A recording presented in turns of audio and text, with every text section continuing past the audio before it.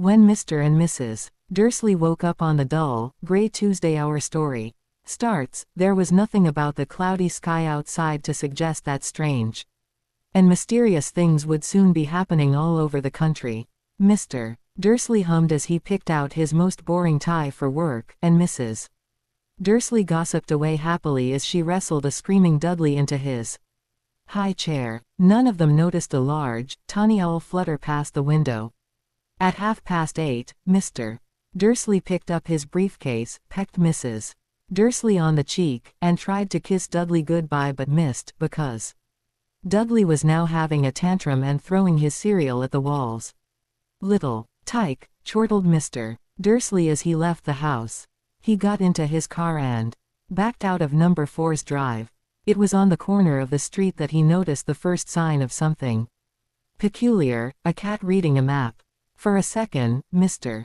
Dursley didn't realize what he had seen, then he jerked his head around to look again.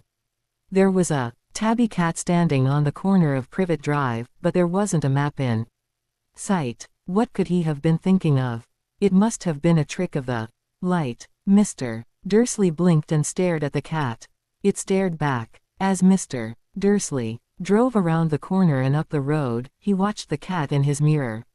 It was now reading the sign that said Privet Drive, no, looking at the sign. Cats couldn't read maps or signs. Mr. Dursley gave himself a little shake and put the cat out of his mind. As he drove toward town he thought of nothing except a large order of drills he was hoping to get that day. But on the edge of town, drills were driven out of his mind by something else. As he sat in the usual morning traffic jam, he couldn't help noticing that there seemed to be a lot of strangely dressed people about. People in cloaks. Mr. Dursley couldn't bear people who dressed in funny clothes, the get-ups you saw on young people. He supposed this was some stupid new fashion. He drummed his fingers on the steering wheel and his eyes fell on a huddle of these weirdos standing quite close by.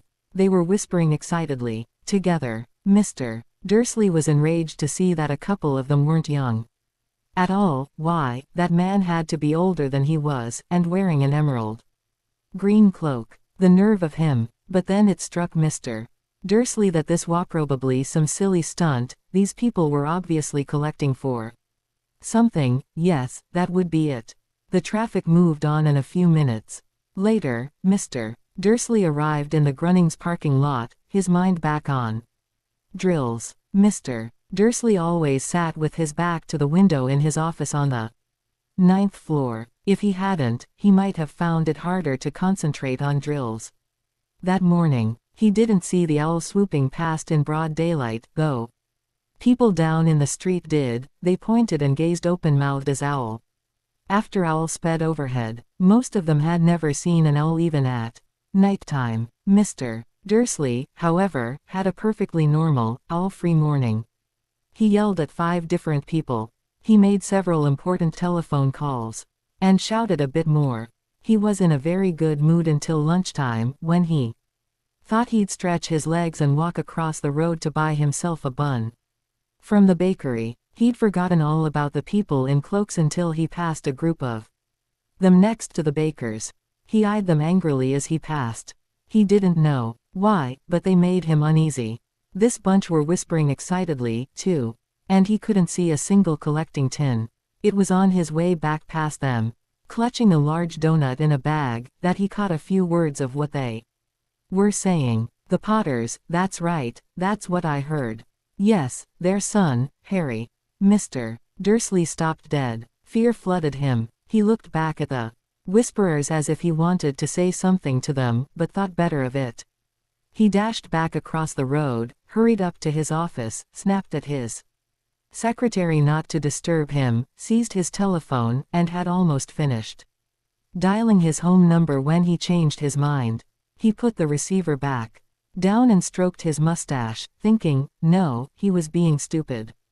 Potter wasn't such an unusual name. He was sure there were lots of people called Potter who had a son called Harry. Come to think of it, he wasn't even sure his nephew was called Harry. He'd never even seen the boy.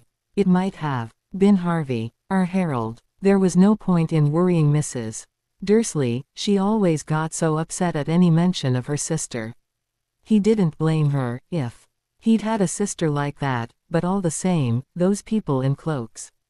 He found it a lot harder to concentrate on drills that afternoon, and when he left the building at 5 o'clock, he was still so worried that he walked straight into someone just outside the door.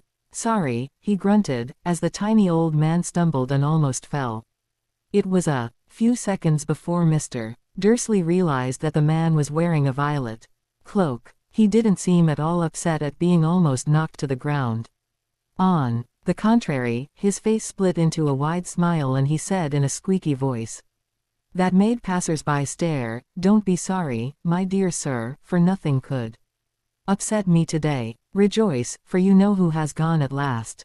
Even muggles, like yourself, should be celebrating this happy, happy day." And the old man hugged Mr. Dursley around the middle and walked off. Mr. Dursley stood rooted to the spot. He had been hugged by a complete stranger. He also thought he had been called a muggle, whatever that was.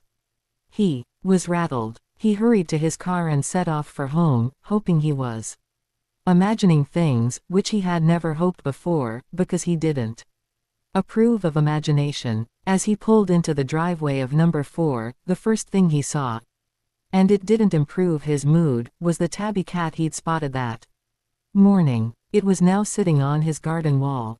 He was sure it was the same one. It had the same markings around its eyes. "Shoo," said Mr. Dursley loudly. The cat didn't move. It just gave him a stern look. Was this normal cat behavior? Mr. Dursley wondered. Trying to pull himself together, he let himself into the house. He was still determined not to mention anything to his wife. Mrs. Dursley had had a nice, normal day. She told him over dinner all about Mrs. Next Door's problems with her daughter and how Dudley had learned a new word, won't. Mr. Dursley tried to act normally. When Dudley had been put to bed, he went into the living room in time to catch